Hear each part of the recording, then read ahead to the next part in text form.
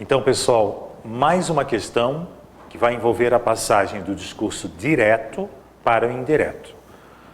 A outra foi indireto para o direto, né? Agora direto para o indireto. Enfim, a banca pode fazer tanto numa via quanto na outra, né? Vamos lá então, passando aqui para a questão na tela.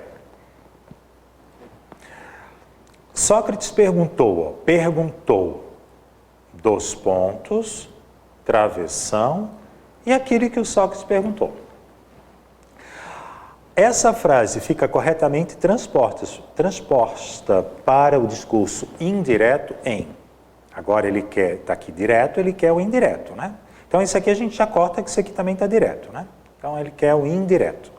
Então, Sócrates perguntou, né? Vamos já colocar aqui, ó. Sócrates perguntou ao rapaz, né? Quem pergunta algo a alguém, perguntou a quem? Ao rapaz, se o que ele iria contar... Opa, onde é que está aqui? Ah, tá. Se o que ele iria contar já havia passado pelas 3 peneiras. Então isso aqui é uma forma de passar. Só o que a banca colocou ali assim, ó. O que você vai me contar. O que você me contará. Então seria contará, futuro do presente. Perguntou ao rapaz se o que ele lhe iria contar. Ó. Futuro do presente, futuro do pretérito. Então aqui está certa a questão, né? Então, a última. Sócrates pergunta-lhe se o que o rapaz iria lhe contar já passaria pelas 3 peneiras. Opa, desculpa aqui, né? Depois, perguntou ao rapaz se o que ele lhe contaria. Não, ele iria. Depois, perguntara, tinha perguntado. Enfim, são formas, portanto, inadequadas. Vou mostrar aqui para vocês agora vamos mudar um pouquinho.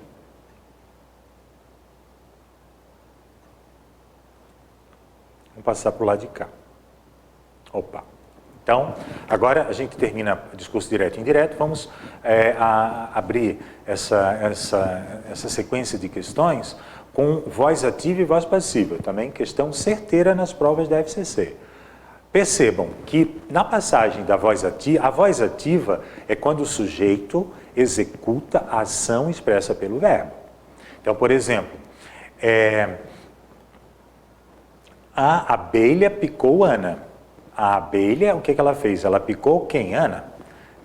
Então, no caso, voz ativa. Na voz passiva, como é que seria? Ana foi picada pela abelha. Então, percebam, né? Ana foi picada pela abelha. Há uma inversão. Vou mostrar aqui no quadro para vocês bem rapidamente. Ó. Olha só aqui. Ó, a abelha picou Ana. A abelha picou Ana. Né? A abelha é o sujeito, né? É o sujeito. Muito importante fazer essa análise para resolver esse tipo de questão. Quem pica, pica alguém.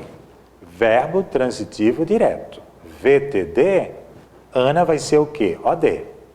Para existir voz ativa e voz passiva, nós temos que ter a transitividade direta. Uma dica legal, né? Então, a abelha picou quem? Ó? A pergunta que a gente faz é quem? Porque é pessoa. O que seria coisa, né? Então, a abelha picou Ana. A abelha picou Ana. Então, isso aqui é voz ativa. Por que é voz ativa? Porque quem está praticando a ação é a abelha. Voz ativa. Agora, vamos transpor isso para a voz passiva. O que acontece? O objeto direto, o objeto direto da voz ativa vai virar o quê? Um sujeito paciente da voz passiva. Então, Ana, joga ela para cá, tem que fazer...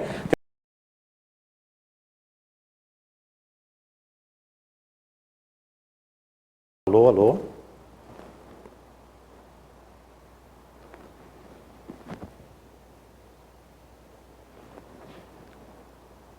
Continuando. É que a imagem sumiu ali. Então, o que aconteceu? O objeto direto da voz ativa vai ser o quê? O sujeito paciente da voz passiva. Então, Ana, foi picada pela abelha. Agora é voz passiva, né? Passiva. Voz passiva. Ana, agora é um sujeito paciente, mas deixa o sujeito. Ana, foi picada, é uma locução de voz passiva, locução de voz passiva. Como é que é essa locução? O verbo ser mais o particípio passado do verbo principal. Pela abelha é o quê? O agente da passiva. AP, agente da passiva. AP, agente da passiva. Pela abelha, que é uma função sintática. Então, pessoal, vocês vão perceber que quando eu tenho que fazer a transposição da voz ativa para a voz passiva ou vice-versa, vai ter um cruzamento. O objeto direto da voz ativa vai ser o sujeito paciente da voz passiva. Essa é a grande. O verbo, outra coisa importante que a gente tem que observar nessa transição, o verbo picar, né? Picou. Eu piquei, tu picaste, ele picou. Ele está no pretérito perfeito, né? Pretérito perfeito. O verbo ser também, o verbo ser, ele também tem que estar no pretérito perfeito. Do verbo ser, né? Presente. Eu sou, tu és, ele é. Pretérito perfeito. Eu fui, tu foste, ele foi, Pretérito perfeito. E o pretérito imperfeito? Eu era, tu eras, ele era. Cuidado que muda bastante, né? Vamos lá para o material então agora? Vou mostrar aqui para vocês. Passando aqui para a tela. Voz ativa e voz passiva, né? Então, olha lá. O autor consultou o dicionário.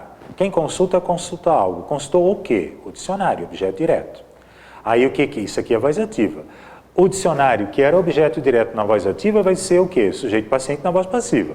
O dicionário foi consultado, ser mais o particípio, né?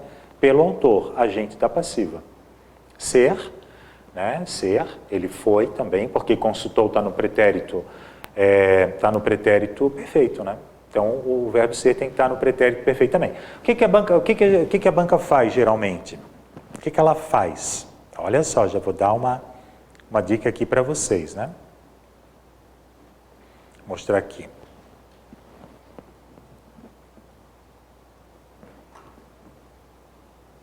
Não está vindo. Agora veio. Vou botar aqui para vocês. Qual é o erro que geralmente a banca faz? Produz. Ela pega o verbo ser e coloca em outro tempo, ou às vezes até em outro modo verbal, que não o da voz ativa. Pronto, daí você erra tudo. Então tem que estar no mesmo tempo e o modo verbal. Claro, ela também tem outros tipos de questionamento. Por exemplo, ela coloca orações, ela vai dizer qual é a oração que pode gerar uma voz passiva. Bom, você tem que procurar um VTD com OD. É uma procura, é uma busca. E nem sempre é muito fácil. VTD, mas tem que buscar um VTD OD. Por quê? O objeto direto da voz ativa vai gerar o sujeito paciente da voz passiva. Vamos analisar outras questões aqui. Então, vamos lá. Agora na tela. Seguindo aqui. Ainda não questão, só olhando a questão dos tempos e modos verbais. O autor consulta o dicionário. O autor consulta. Eu consulto, tu consultas, ele consulta. Presente do indicativo. Então, o dicionário é consultado pelo autor, também presente do indicativo. O que a banca faz? O que ela faz? Ela pega... Deixa eu pegar aqui. Deu. Ela pega... eu consulto, tu consultas, ele consulta. Presente. Ela coloca assim, o dicionário foi consultado. Não. Tem que estar no mesmo tempo e modo verbal, Então, o dicionário é consultado. Todos os dois devem estar no presente do indicativo. O autor consultou, consultou, pretérito perfeito. Eu consultei, tu consultaste, ele consultou. O dicionário foi consultado. Eu fui, tu foste, ele foi. É simples assim. O autor consultava, pretérito imperfeito, ava. Ava ou ia, né? Ava ou ia. O autor consultava o dicionário. O dicionário era, pretérito imperfeito. Eu era, tu eras, ele era. Pretérito, ó, imperfeito. O autor consultara o dicionário. Pretérito mais que perfeito. Eu consultara, tu consultaras, ele consultara. O dicionário fora consultado. Fora, né? Fora. Eu fora, tu foras, ele fora. Pretérito mais que perfeito. Ou eu tinha sido, tu tinhas sido, ele tinha sido. Daí é o tempo composto, né? Aqui ele está na forma simples. O autor consultará o dicionário, consultará, futuro do presente. O dicionário será consultado, ó. Continua no futuro do presente, ó, futuro do presente. O autor consultaria, futuro do pretérito. O dicionário seria consultado pelo autor, ó, seria, futuro do pretérito. E algumas formas verbais compostas. O autor tem consultado o dicionário tem sido. Quando aparecer uma forma composta, verbal composta, o que você vai fazer? Você vai colocar apenas a palavra sido, que é o particípio passado, né, do verbo principal, no meio, aqui no meio, ó, nesse meio aqui, ó. Então, o dicionário tem sido consultado, ó. O autor tem consultado, o dicionário tem sido consultado. O autor tinha consultado, o dicionário tinha sido, ó. Tinha consultado, tinha sido. É só acrescentar o sido, que é o particípio passado do verbo ser, né? Sido. O autor terá consultado o dicionário. O dicionário terá sido consultado, ó, sido consultado. O autor teria consultado, o dicionário teria sido consultado. Tranquilo, pessoal? Simples. Vamos a uma questão. O transporte do café mais rápido e barato incentivou a produção. Transpondo-se a frase acima para a voz passiva, a forma verbal resultante será: bom, o transporte do café mais rápido e barato, ele incentivou, né? Incentivou, quem incentiva, VTD, incentiva algo ou alguém. O que é a produção? OD, né? Objeto direto. Objeto direto. Deixa eu ver se eu botei aqui. Ah, botei, ó, VTD, OD. Tá, já está ali, né?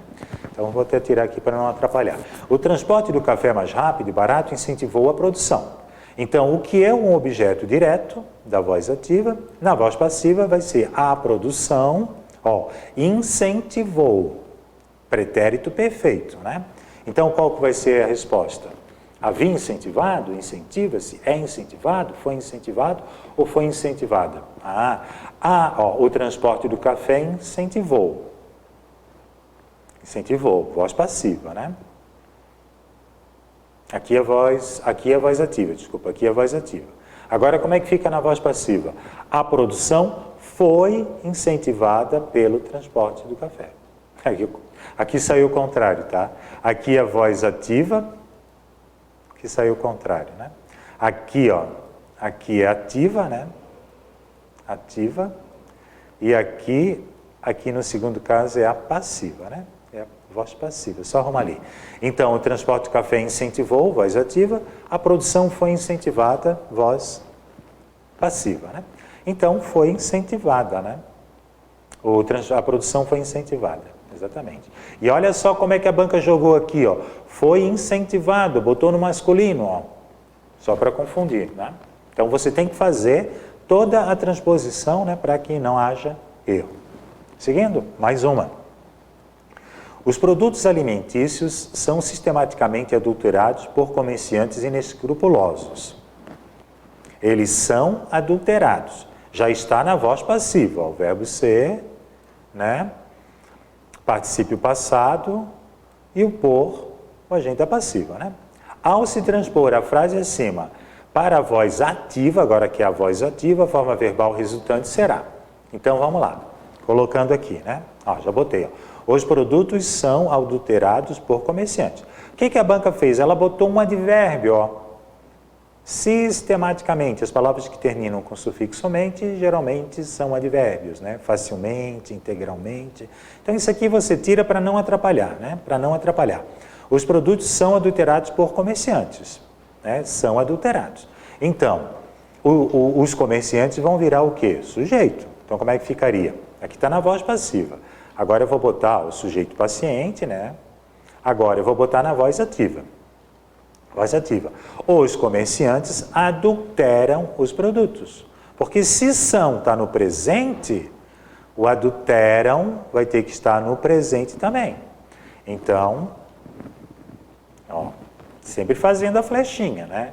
Adulteram está no presente, são está no presente. Então, adulteram. Então, ó, os comerciantes adulteram os produtos. Olha o que a banca botou: adulteravam, adulteraram, adulterariam, adulterarão. Confunde, tá? Então, não vamos errar esse tipo de questão. Pessoal, não vamos errar, mas você tem que fazer essa tabelinha, né? Para ficar mais fácil. Mais uma. Quando se discutiam suas ideias com entusiasmo. A frase acima está construída na voz passiva sintética. Que aqui nós temos o C, ó. O C, cuidado, que o C, ele pode ser uma partícula apassivadora, ele pode ser PA, esse aqui é um conhecimento mais profundo, ele também pode ser o índice de indeterminação do sujeito. Para esse CPA, nós temos que ter o quê? Nós temos que ter estarmos diante de um verbo transitivo direto. Nos demais casos, vai ser índice determinado. Aqui também pode ser um VTDI, tá? VTD ou VTDI. Mas o I não é importante, o que é importante é o D. Lembre-se que a voz verbal, o que importa é a transitividade direta, né? E o índice de determinação do sujeito, quando for o quê? O que sobra? VI, VL e o VTI, né? Que daí os outros dois podem ser, né? Quando se discutiam suas ideias quando suas ideias eram discutidas, né, com entusiasmo. Bom, eu já dei a resposta aqui, né? Transporta para a voz passiva analítica, a frase assume a seguinte redação de suas ideias, né? Então, ó, esse C aqui vai ser uma partícula apassivadora, pronome apassivador, porque quem discute, discute algo. O que eu discuto? Suas ideias. Só que quando eu tenho C, suas ideias não vai ser objeto direto. Tá? Com entusiasmo não precisa, porque é um adjunto adverbial de modo, ele não vai fazer diferença na voz, na transposição de vozes.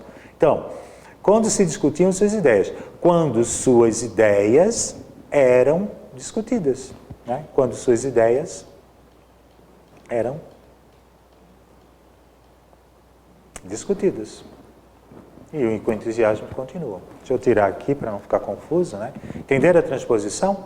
Então, ó, quando eu tenho um VTD, vou só finalizar bem esse pensamento aqui, ó, botando o cursor para o lado de cá, vamos lá.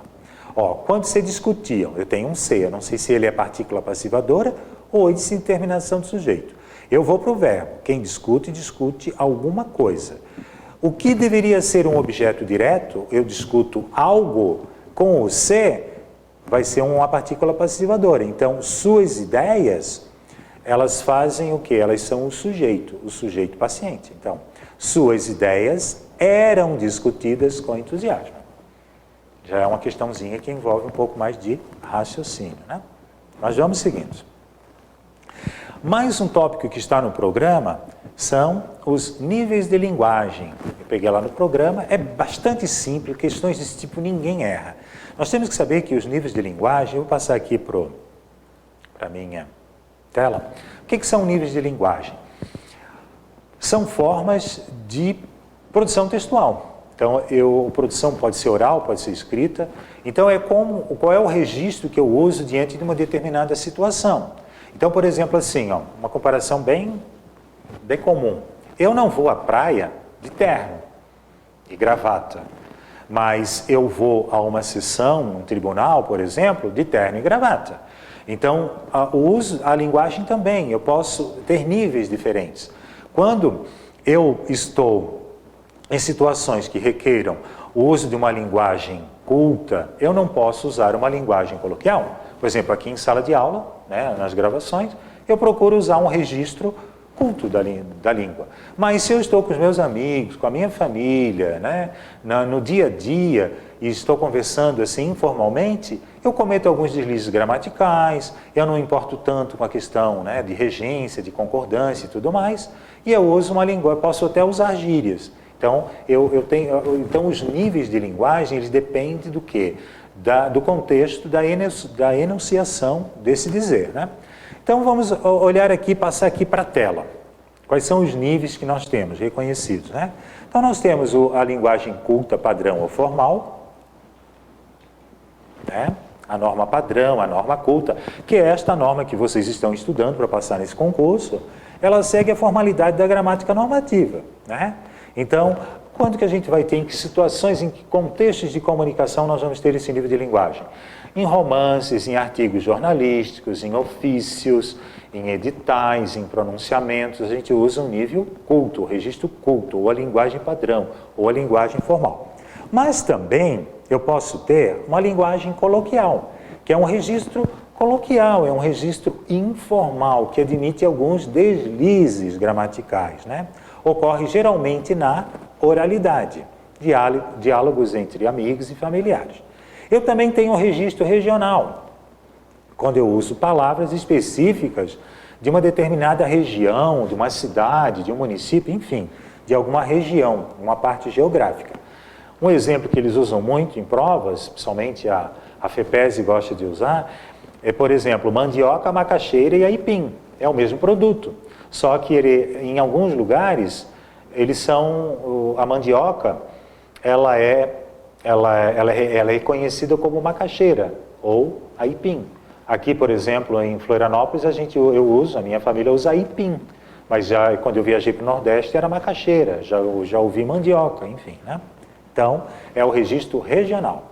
A gíria é uma linguagem coloquial também, mas ela se manifesta normalmente por um grupo de pessoas ou uma faixa etária, um grupo social, né? Então, beleza. Beleza é uma gíria.